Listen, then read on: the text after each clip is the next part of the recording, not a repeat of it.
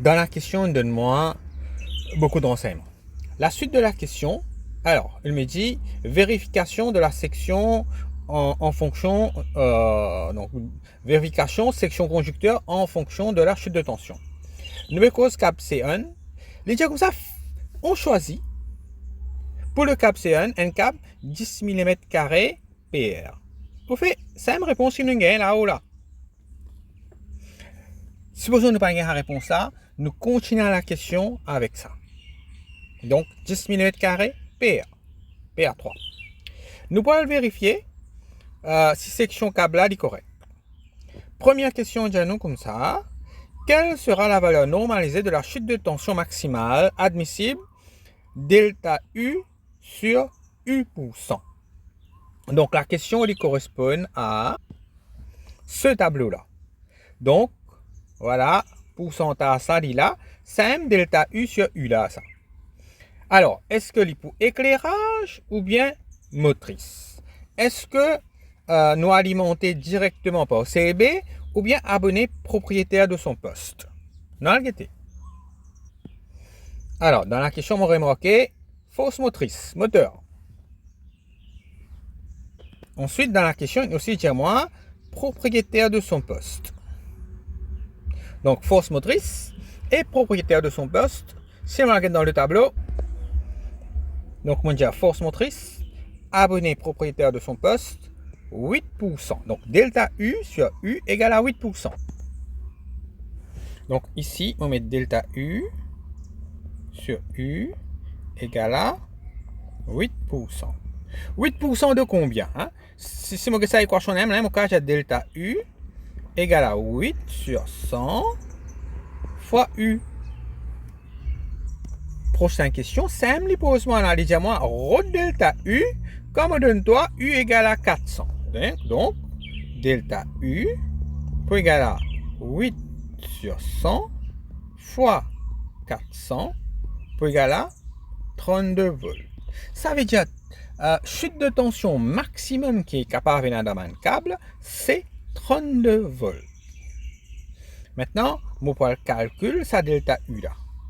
Delta U égale à combien?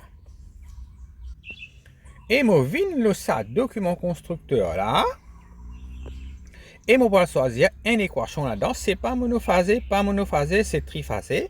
Je vais prendre cette équation là. Donc delta U égale à route 3 IBL bracket R cos phi plus X sinus phi. Donc je vais créer mon équation là et je remplacer pour égal à route 3 fois IB. IB, je gagne combien? Alors, IB, je prends le courant qui se circule dans le conducteur. Je prends ça. Si je fais rien, je fais d'autres conneries après, mais normalement, je prends ça. Le courant qui peut circuler. Si je servis le document constructeur, je vais servir le courant qui peut circuler, 58 ampères. Donc, IB, je vais utiliser 46.2. Fois L, longueur du câble, c'est combien? Une de moi ici, les 35 mètres. Donc, finalement, 35 mètres. Après, R égale à ρ sur S. Ρ, il finit de voir combien il était. Sur S, la section, on avait choisi, nous prend 10 mm². Donc, sur 10, R sur S, fois cos phi. Cos phi, il donne nous sa valeur, India prend 0.8. Plus X. X, India prend autant. 0.08 fois 10 à l'absence de moins 3 fois sinus phi. On a pour faire sinus phi, normalement les 0.6. Si cos phi égale à 0.8, sin phi égale à 0.6. Et je calcule delta U. Alors, moi, je gagne une réponse 5.18 volts. Maintenant, l'autre question est déjà comme ça, sachant que à la sortie du transformateur, on a 400 volts, on déduit la valeur de la tension entre phases au niveau des moteurs. Donc, si on a 400 volts,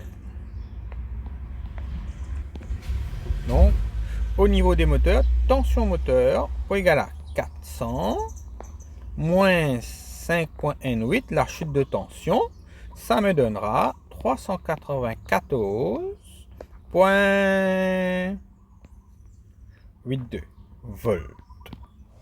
Que veut dire le moteur là, moi, sa tension là. Moi, une chute de 5.N8 volts. Est-ce que, d'après le résultat, est-ce que la section du câble est correcte? Oui, il est correct. Parce que la chute de tension, il est moins que 32 volts. Donc oui. Dans le cas contraire, proposer une autre solution. Non, Pénard propose l'autre solution. Le câble convient. Oui, le câble convient. Si il n'est pas convenir, Motibisin suggère un câble que sa section plus fort. Voilà, la question est terminée. Non, la question n'est pas terminée. On continue dans la prochaine vidéo.